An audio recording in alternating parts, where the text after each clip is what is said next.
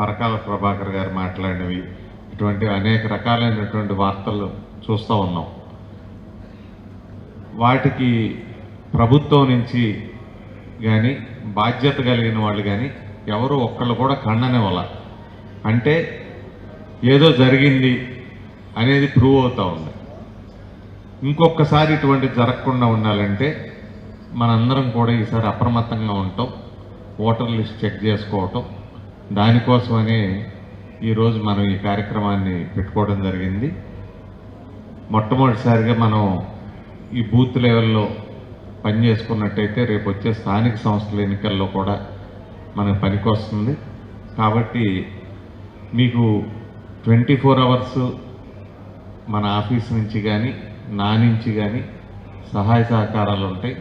మీకు ఎక్కడ ఏ ఇబ్బంది వచ్చినా, లేకపోతే ఏవైనా దొంగోట్లు ఉండి వాటిని ఉంచే ప్రయత్నం చేసినా, లేకపోతే మన ఓట్లు తీసేసేటువంటి ప్రయత్నం చేసినా అవి మా దృష్టికి తీసుకొచ్చినట్లయితే ఇమీడియట్గా రియాక్ట్ అయ్యి 24 గంటల్లో వాటన్నిటి మీద మనందరం కూడా చేసి యాక్చువల్గా ఎవరైతే గన్నవరం నియోజకవర్గంలో ఉంటున్నారో, ఎక్కడైతే గ్రామాల్లో ఉంటున్నారో వాళ్ళ ఓట్లు మాత్రమే ఉండేట్టు, అట్లాగే మన ఓట్లు తొలగించకుండా ఉండేట్టు మనం చర్యలు తీసుకుందాం. దీనికి నేను మీ అందరికీ కూడా మన ఆఫీస్ ద్వారా కానీ నా ద్వారా కానీ ఖచ్చితంగా అందుబాటులో ఉండి మనందరం ఈ కార్యక్రమాన్ని పూర్తి చేసుకుందామని చెప్పి తెలియజేసుకుంటూ, ఈ కార్యక్రమానికి వచ్చిన నాని అన్నకి, అశోక్ బాబు గారికి, రెడ్డి గారికి అందరికీ కూడా ప్రత్యేక ధన్యవాదాలు. మీ అందరికి కూడా ప్రత్యేక కృతజ్ఞతలు. అందరూ కూడా భోంచేశారండి. Okay, thank you. ఎందుకు వదిలి పెడతా స్వామి? మన పని మనం చేద్దాం, ప్రజల దగ్గరికి వెళ్దాం, చేయాల్సింది చేద్దాం. ఎర్ర బుక్ దాని పని చేసుకుంటూ వెళ్తుంది. అంతేగాని మర్చిపోయా ఏదో అయిందనేది ఉండదు. నా జీవితాంతం నేను మర్చిపోను. నాకు చాలా క్లారిటీ ఉంది. ఎందుకంటే తప్పు చేసిన ఎవరిని వదిలిపెట్టుకోడు స్వామి.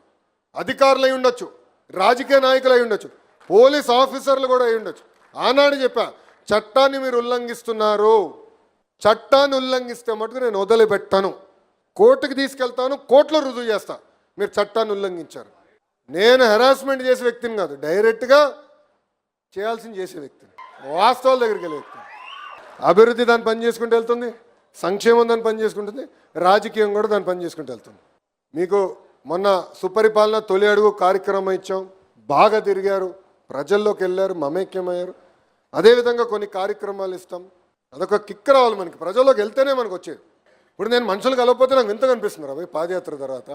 నేను కలవాలి, వాళ్ళ సమస్యలు తెలుసుకోవాలి, పరిష్కరించాలి. అంతేకాదు కదా మనం పెట్టింది, గెలిపించింది దానికే కదా, పరిపాలించేదానికే కదా మనం గెలిపించింది ప్రజలు. అది చేద్దాం. విద్యాశాఖలో నాకు సమస్యలు లేవనుకుంటున్నావా? పోరాడాలి. మనం సింపుల్గా వదిలేస్తే అవదు, పోరాడాలి. కొంతమంది అధికారులు సహకరించకపోవచ్చు. ఎమ్మెల్యే గారి పైన బాధ్యత ఉంది, ఇన్ఛార్జ్ మంత్రి గారి పైన బాధ్యత ఉంది, జోనల్ కోఆర్డినేటర్ పైన బాధ్యత ఉంది. ఇప్పుడు మన గ్రామంలో సమస్య ఉంటుంది, మనం మాట్లాడుకోవాలి. చెప్పా, మండలం, నియోజకవర్గం మాట్లాడాలి. ఇన్ఛార్జ్ మంత్రిగా ఉన్నారు, చేయాలి. బాధ్యత పెట్టినాం. అప్పటికి చాలా చేసినా ఇంకా చేయాల్సి ఉంది. అన్నీ చేశాను కూడా అన్నట్లా చేయాల్సి ఉంది. చేసే బాధ్యత మేము తీసుకుంటాం.